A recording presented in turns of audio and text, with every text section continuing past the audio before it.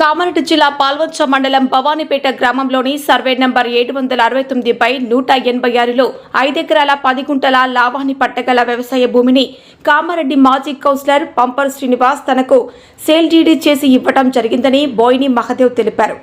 సందర్భంగా ఈ భూమి కోసం 70 లక్షల రూపాయలు ఆయనకు ఇవ్వడం జరిగిందన్నారు. కొనుగోలు సమయంలో తన పేరుపైన పాస్ పుస్తకం చేసి ఇస్తారని చెప్పారని తెలిపారు. కానీ ఇప్పుడు పాస్ పుస్తకం గురించి అడిగితే భయభ్రాంతులకు గురి చేస్తున్నారని ఆవేదన వ్యక్తం చేశారు. పాస్ పుస్తకం చేయిస్తానని 2 సంవత్సరాలుగా కాలయాపన చేస్తున్నాడని చెప్పారు. వెంటనే జిల్లా అధికారులు స్పందించి తనకు న్యాయం చేయాలని కోరారు.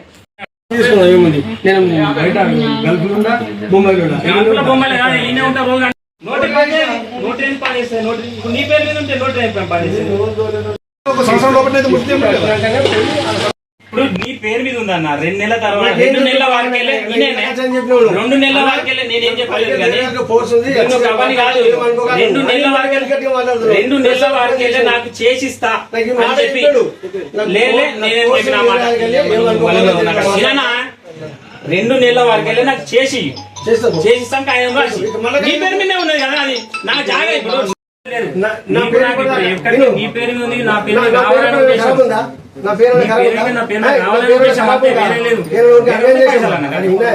పేరు మహాదేవ్.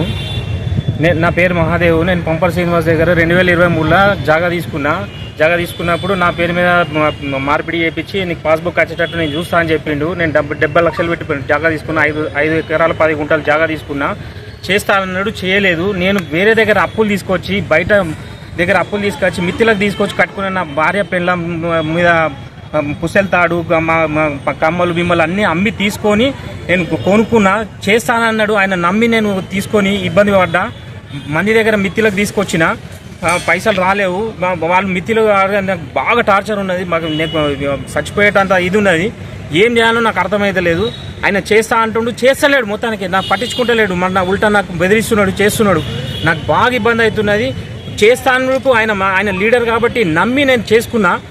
అయినా కానీ నాకు పోయినప్పుడు అలా టైం పడుతుంది అంటున్నా. అందరి ఓలోలో అవుతున్నాయి, నా అవుతలేదు. ఎందుకు అవుతలేదు? రీజన్ ఏంది? నాకు బాగా ప్రాబ్లం ఉన్నది. నాకు ఈడు దాకా వచ్చింది. నేను విషం దాగి చచ్చిపోయేంత సీన్కి వచ్చింది ఇప్పుడు నాకు. ఎందుకంటే అప్పులు బాగా అయిపోయినాయి, మిత్తులు కట్టలేకపోతున్నా.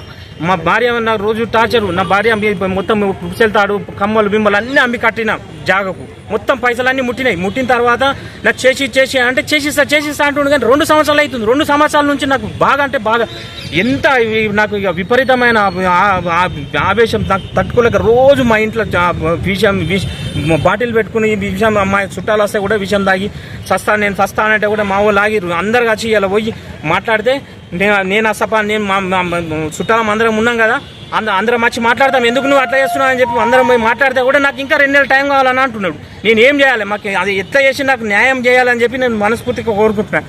ఎందుకంటే నేను ఇన్ని పైసలు పెట్టినా ఏం గత్యంతరం లేదు నాకు. ఏడికైనా తీసుకొచ్చి అప్పులు తీసుకొచ్చి కట్టుకున్నా, నేను చేసుకున్నా, మిత్తులు కడుతున్నా. అప్పులో మా ఇంటికి వచ్చి రోజు తిరిగిపోతున్నారు అప్పులో. ఏం చేయాలి? ఇప్పుడు నా పేరు మీద లేదు. నా పేరు మీద ఉంటే కూడా నేను ఇంకొకరికన్నా అమ్ముకుని ఆ పైసలు అప్పులోని కట్టుకుంటుంటే నేను ఏం చేయాలి నాకు అర్థమవుతలేదు. నాకు మొత్తం ఇది దుఃఖం వస్తున్నది, ఏడుపు వస్తున్నది. ఏం చేయాలని అర్థమవుతలేదు నాకు. నేను ఎట్లన్నా వేసి నాకు నా పైసలు నాకు ఇప్పించే ప్రయత్నం చేయరు. లేదంటే ఆయన పేరు మీద నా పేరు మీద ట్రాన్స్ఫర్ చేస్తే ఆ ట్రాన్స్ఫర్ అయినప్పుడు నేను వేరే వాళ్ళకన్నా నమ్ముకొని అప్పులన్నా కట్టుకునే ప్రయత్నం నేను చేస్తాను. నాకు ఎట్టి పరిస్థితిలో ఆయన పేరు మీద నా పేరు మీద ట్రాన్స్ఫర్ కావాలి, లేదంటే పైసలు ఇవ్వాలి. లేదంటే నేను విషయం దాగి చచ్చిపోతా. ఇదైతే పక్క. ఇక విషయం దాగి చచ్చిపోవడం మాత్రం పక్క. ఆయన పేరు మీద